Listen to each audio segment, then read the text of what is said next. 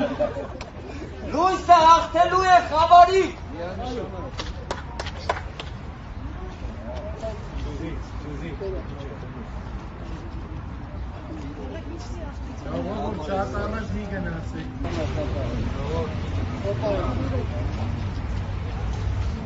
Ապրեն կոստաբանները, որպես համոզվեց։ Էլ բանագրամայում չենք շփվում,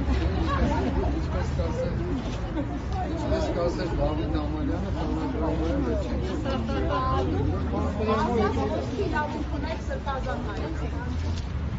Ինչպես միշտ։